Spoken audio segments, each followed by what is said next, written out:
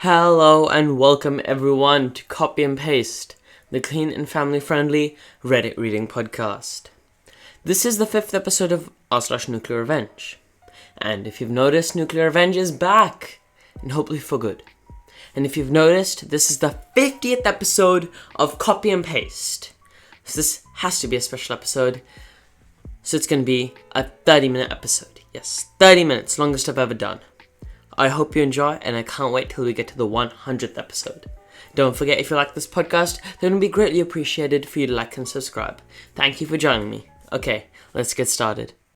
And our first post today is from an NSFW account. This story starts 31 years ago, but the revenge part was pure serendipity. That began 2 years ago. I'm going to shorten most parts because it's a crazy ride, but I'll be happy to answer any questions y'all have. I learned a crap ton on this journey, and part of the reason for this write-up is to share that with others. The beginning.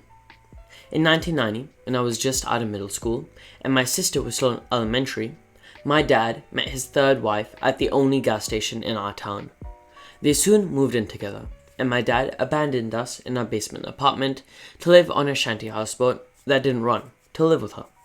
He would show up every other week and give me $40 for groceries. Eventually, someone figured out the situation and called my mum. We went to live with her, which was, believe it or not, worse. My dad and his shanty wife got married in 1991.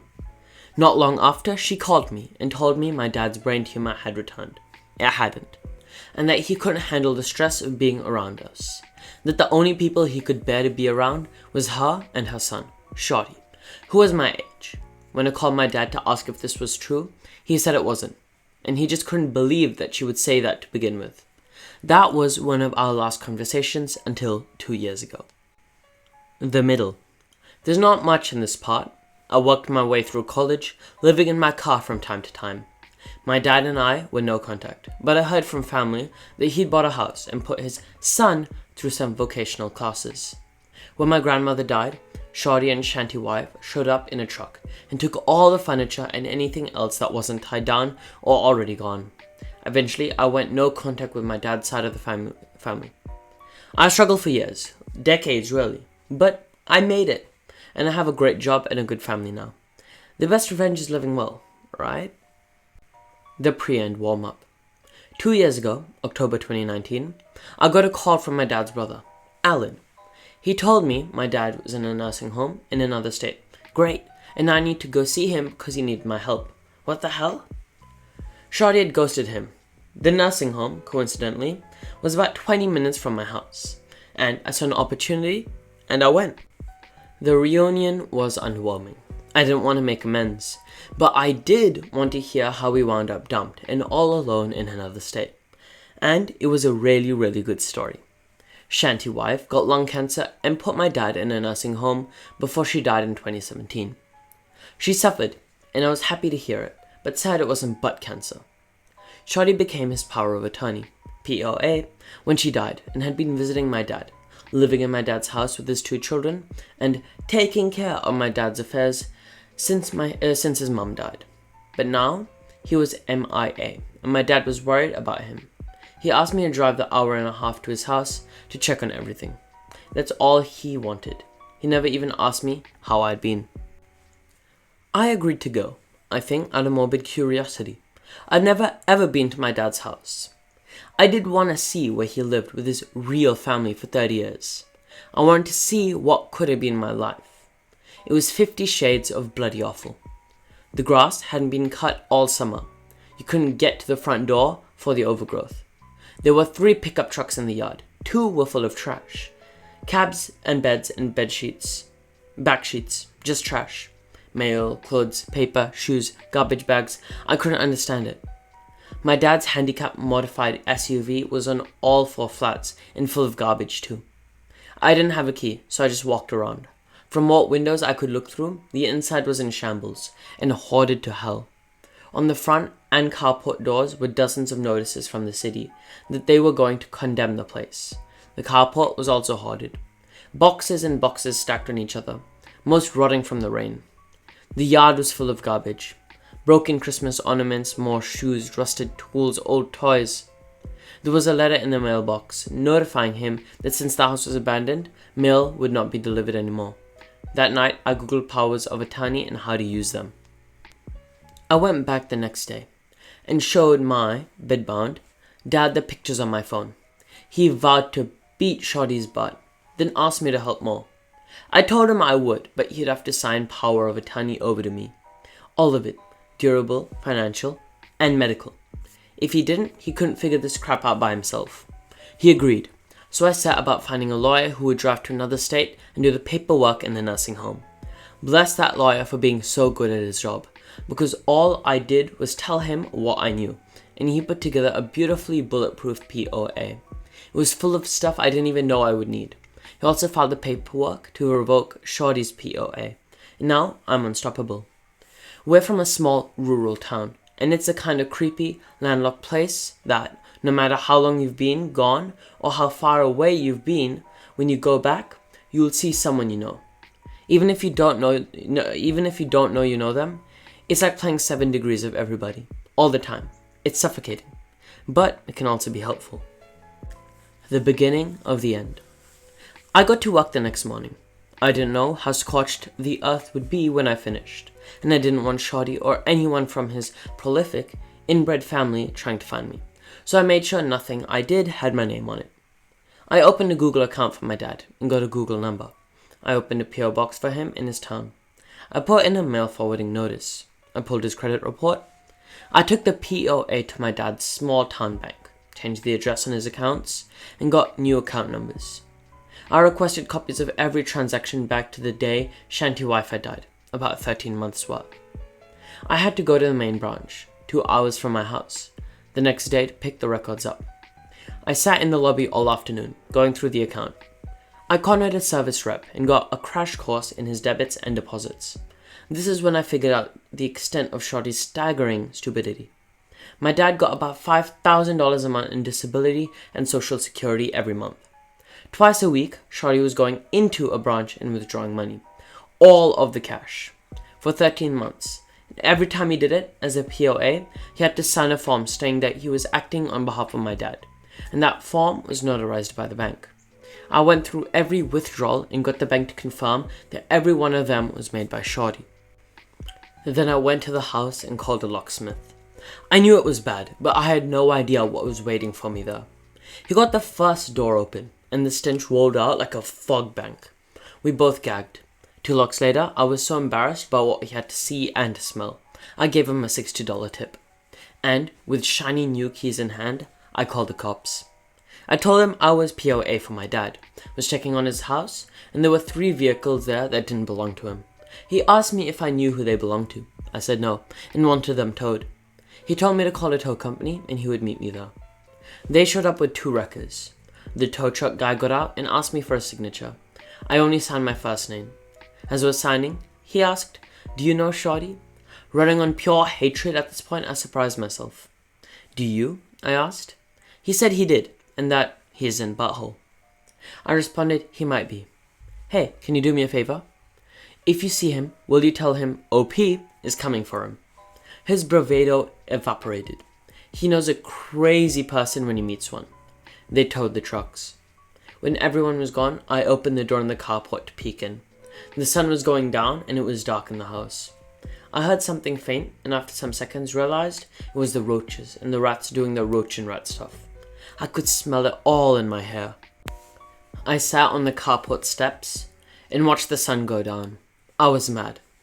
Just so bloody cosmically livid that 72 hours was all it took to dissolve 3 decades. And here I was, stinking and listening to the rats and cleaning everyone else's crap up. Taking time away from my family. And for what? I had a coming to Jesus with myself.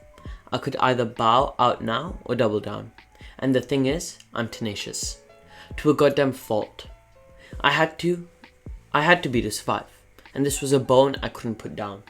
The thought of Shorty's life being upended, his only source of income probably disappearing literally overnight, and my dad having to hear secondhand from me that he's broke and alone made me absolutely giddy. I desperately wanted them both to lose what they had left. So I decided I was going to triple dog down. That night, I googled restraining orders. and it was surprisingly easy to get one. I went to the courthouse in my hometown, went to the clerk's office, and told her I needed a restraining order. I filled the form in a rickety little table while I was there. I wasn't prepared to see a judge that day, but she took the form and said, "Okay, I'll see if the judge is still here." That kinda scared me. She took me to his chambers, and as I was waiting, I looked around and saw he had certificates of appreciation hanging up from various veteran groups. Then I wiped my palms and thought, fish in a bloody barrel. He asked about my dad's stint in the Marines and about the DoD office logo on my sweater. I'm a contractor. He read my form and granted the temporary order. I would have to go back for my permanent one, where Shawty would be able to argue against it. Then I went home and googled biohazard companies and elder abuse statutes in my state. I hired a biohazard company to shovel all crap out of the house for $7,000. I would have paid double. They found my dad's mummified dog under some pizza boxes in the master bedroom. They sent me pictures and salvaged some papers. Shawty was served during this time, and a hearing was set. I got to work collecting and documenting crap. I made pictures and spreadsheets and timelines with cross-references because screw it, now they had my full attention. The paid versions of Truthfinder and Trello seriously got me through all this. In my spare time, I went to the nursing home and gave my dad 8x10 copies of the pictures of his dead dog, from every angle. Before court, I went to the police station nearby and told them I wanted to report an elder abuse crime. A white-collar detective came out and told me it was a domestic matter, and then since Shorty had a POA, everything he had done was legal. And that was the day I got to teach a small-town detective about the fiduciary responsibilities of a POA. Thanks, Google! I handed him a copy of the statute with the applicable sections highlighted. Then I handed him a thick folder with bank statements, pictures of the haunted house, and a dead dog. A copy of my dad's credit report that showed he was tens and tens of thousands of dollars in debt, and a spreadsheet listing every cash withdrawal with a running total of the stolen amounts. The grand total was just over $130,000 in cash. That's not including the lost value of the house or the credit cards he opened and used. I told him he could keep that folder, since it wasn't the only one I had. Then I told him I would wait for a case number, and I sat down. He came back about 30 minutes later and apologized, said I had a case and gave me a case number. Then I headed over to the courthouse. There were other people there, and I had to wait my turn. And while I was waiting, that stupid person shoved his sloppy butt into the courtroom, by himself, and obviously, literally, non-metaphorically, dirty. His shoes were untied, and that turned my giggle box over. Then it was our turn, and we stood up. The same judge asked me some questions, and asked him some questions, and asked me if I had any proof. I had a very thick folder of it. The judge asked me if I had gone to the police. Well, yes, sir, I have. Do you have a case number? As a matter of fact, the order was granted, permanently and for life. But not before the judge halted proceedings and told Shorty he needed a lawyer. Someone told me that the courthouse would have a copy of my dad's DD-214 discharge papers, so while I was there, I got a copy of those. Because, why not? I also used my POA to take Shanty Wife off the deed to the house. That way, if my dad died and it went into probate, Shorty had no immediate claim. I also went and got copies of my dad's birth certificate and Shanty Wife's death certificate. Shanty Wife left my dad $50,000 in life insurance. About $35,000 of that was left since Shorty was spending my dad's money and not his mum's. So I opened an Ally account and transferred every penny over. Then I set up recurring transfers for the monthly deposits. At any given time, there was no more than $100 in his account. I also found a house flipper that paid me enough for the house to pay off his mortgage. That's the thing about probate. There's nothing to fight over if there's nothing there. And I made sure there was nothing there. My dad died thinking he still owned a house. Speaking of which, this is about the time I found my dad's life insurance policies. They were up to date, and Shanty Wife was the beneficiary. My POA didn't allow me to change beneficiaries, but it allowed me to assign them. And since Shanty Wife was dead, there was technically no beneficiary. This is where the death certificates came in handy. I assigned my sister and me as beneficiaries. Irrevocable too. Which means that the only way to change that is for my dad and me and my sister to agree to it. I kept my dad in the dark about all of this. The only thing he ever really knew about was the restraining order and his dead dog. I found out that he had purchased the gravesite next to Shanty Wife and wanted to be buried next to her. That was just never gonna bloody happen. I googled national cemeteries and found out he qualified to be in one since he was a disabled Vietnam-era veteran, so I arranged for that instead. All the cherries on top. My dad died in June this year, and I was there. He's buried in a national cemetery far away where no one will ever go visit him. The only obituary I ran was on the funeral home's website, and that's only for insurance purposes. I wrote it as vague as possible. There was no service. His urn is purple, the color he hated most. I got a call in August from the prosecutor's office in my hometown. The lady on the other end is married to my first cousin, because of course she is. That's how it bloody works there. Shorty was arrested just after midnight on July 1st. Was still in jail and had been arraigned on felony elder abuse charges. He is facing 10 years in FPMITA prison. He told me not to expect the trial anytime soon, as it can take up to 3 years for that to happen. I told her that was awesome, since the uncertainty will hopefully haunt him. And after all that, he's still got prison to look forward to. He lost his kids, he lost his dad, I'm spending his mum's cancer money, he lost his free house and trucks. He has no credit and will never be able to get any sort of decent job, and will, hopefully for a long time, not be able to find a decent place to live. And I sleep like a bloody baby. That post was insane. And now the second post by user / Kragle-Tom. This isn't my story, but rather my dad's.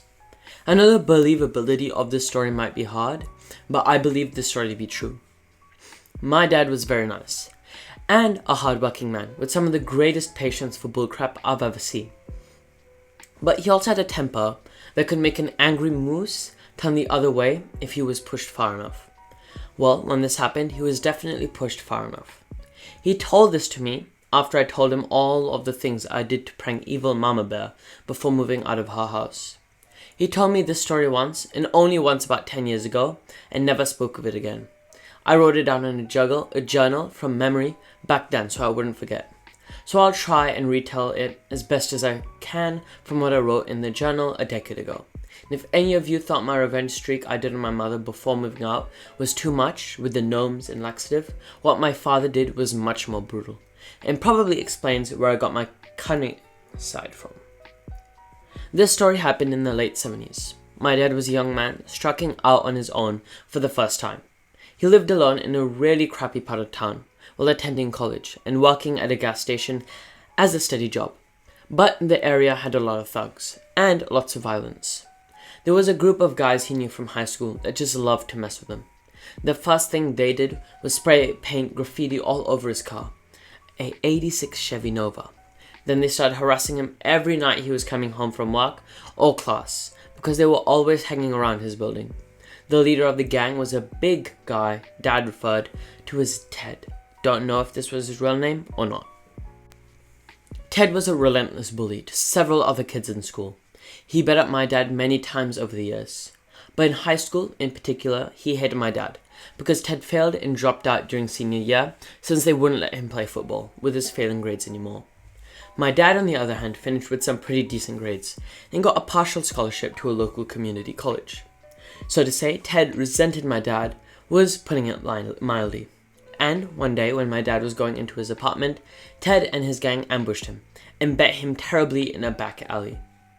My dad laid bloody and unconscious in that alley all night. He was found in the morning by an old lady walking her dog, and she called for help. He was in the hospital for months with several broken bones and head trauma, and this caused him to lose out on a lot of his college classes, and he had to retake them. Of course, he told police it was Ted and his cronies that bet him up, but the police wasn't very good at their job, and claimed they had no evidence that Ted did it because he and his friends all supposedly had alibis, and there were no other witnesses. Well, that didn't sit well with my dad.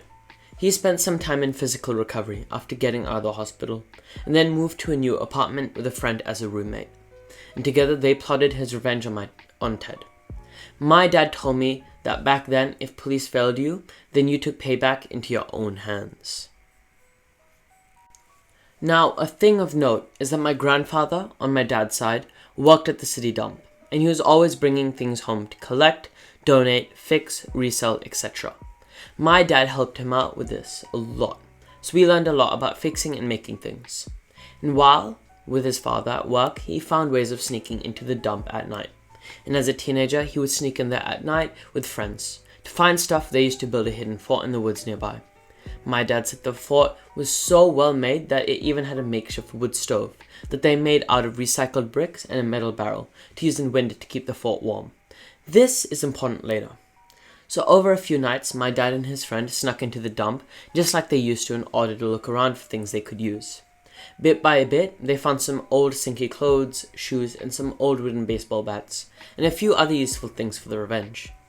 The dump also had an assortment of used tools the employees found in the trash and set aside to be used on site, but also regularly borrowed. So, no one really kept track of them. My dad and his friend kept all of the stuff they were going to use hidden at the old fort they made as teenagers near the dump, so they had a perfect place to build the tools of their revenge. Next, they made sure that they had as solid of an alibi as they could make. My dad and his friend were living on the top floor in an old 3-story apartment building, and was already well liked in the building for being handy and fixing a few things for his neighbors. The walls between apartments were kinda thin, so neighbors often heard the comings and goings of people on the same floor. They'd come out to greet my dad and his friend when they came home in the evening, and apparently the building had no fire escape, so the doors were typically the only way in or out, and the main door of the building was generally locked at night, with a clerk sitting watching the entire time. They came home, checked in with the clerk, said the good evenings to several neighbors, and then locked themselves in the apartment. They waited till midnight and then used a knotted rope found at the dump to climb down 3 stories from their apartment window, which coincidentally was right above the dumpsters in the side alley. They hid part of the hanging rope behind a gutter pipe, and then hooved it a few miles to the old fort where they'd hidden what Dad referred to as revenge cycles. He told me they were bicycles that they'd pieced together from junk parts found in the dump that were built and modified using the borrowed tools to have mounts for carrying the baseball bats and a few other things they couldn't fit in backpacks that they needed at the ready without making much noise or bogging them down. They rode the revenge cycles to the bungalow in an old neighborhood where Ted was living with his friends. Though squatting may be a better word. Dad said it was a drug house where dealing was regularly done, which was good in a way because that meant they wouldn't call the police, unless they wanted to risk exposing the operation. They scoured the area for a few nights to plan their attack, then waited for the perfect opportunity. First, my dad and his friend put on Halloween masks to cover their faces, and took a tire iron they'd bought and quietly removed the lug nuts from 2 of the wheels that were on Ted's crappy van. Then they spray painted an insignia that was used by another gang from the area on the side of the van, to make it look like this was a rival gang dispute. My dad and his friend then spied on Ted and his gang for hours from the windows, using homemade periscopes that were painted dull black so they wouldn't be seen. Ted and his cronies spent some time getting drunk and high until Ted got so wasted he went to bed. My dad and his friend waited patiently for Ted to start snoring and quietly snuck into the house through the window of the room he was sleeping in, locked the door from the inside, and bolstered in with a chair. Then in unison, bashed both of Ted's legs multiple times on the kneecaps with the baseball bats. And when Ted tried to cover himself, they bashed his arms too. Then they held him down and emptied a plastic bag of fresh, warm crap they both contributed to, making all over his face, before getting the hell out of there, fast, because he was screaming. Ted's cronies couldn't get into the room before my dad and his friend were out of there. They ducked into another yard and rode off on the revenge cycles from a different street before anyone saw them. But they heard from other people in the area that Ted's cronies tried to load him into his van to take him to the hospital. But as soon as they got going, the wheels on one side of the van came off and they had to call an ambulance. Both of Ted's kneecaps were so badly broken, the doctors said he'd never fully recover and would have to walk with a cane for years. And as for Ted's cronies, a few of them got arrested. Police came to the hospital to take a statement from Ted and noticed a couple of them didn't look so good. They asked them a few questions, then searched them. They ended up in the slammer for drug possession, which prompted police to search the bungalow they were living in. But some of the other guys were smart enough to move all of the drugs to another location when they thought a rival gang was after them, so the cops didn't find much.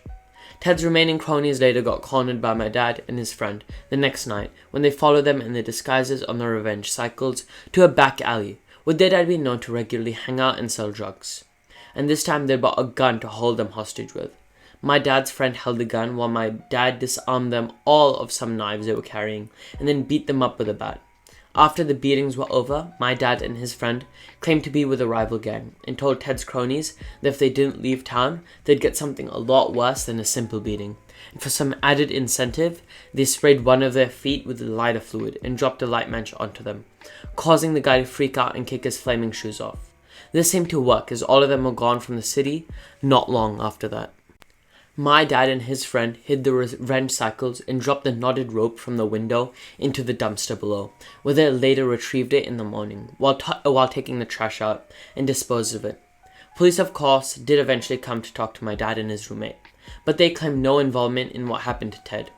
And neighbors and apartment clerk all told them that they never left the building after getting home on those days.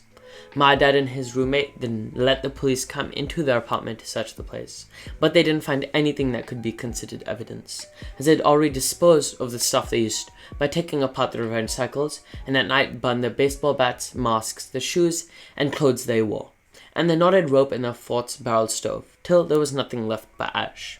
As for the gun, well, my dad said it was never real, but was instead a very realistic metal toy gun revolver that looked real enough in the dark to hold up someone, and they got rid of it by tossing it into the dump. The cops were satisfied in the belief my dad had nothing to do with the incident and just bid them good day. My dad never told anyone else but me and his younger brother that he and his friend did all of that. As for Ted, Dad said he never really bothered anyone again, and he ended up eventually leaving town some years later because he was convinced another gang was still out there to get him. What happened to him after that, Dad didn't really know. I could tell he felt some measure of guilt for what he did back then, but also seemed to feel fairly justified in it as well, since Ted had badly hurt many people around town, just like what he'd done to my dad. So I suppose it was well deserved on some level, but my dad adamantly told me to never try anything like what he did. And I can't say I blame him. I can't believe I thought the first post was extreme. This was just insane. And I know this isn't exactly 30 minutes, but it's close enough, and another post is going to be like another 10-15 minutes, so I guess we can just leave it here. Unfortunately, that was it for today. If you enjoyed this podcast, I'd greatly appreciate you to like and subscribe. And hopefully, by the 100th episode, we would have grown so much. To listen to this podcast on YouTube, Spotify, Apple Podcasts, Google Podcasts, or on more platforms, to visit any of my socials, click the link in the description, and please feel free to send me an audio message or leave a comment. It's been a pleasure. Goodbye.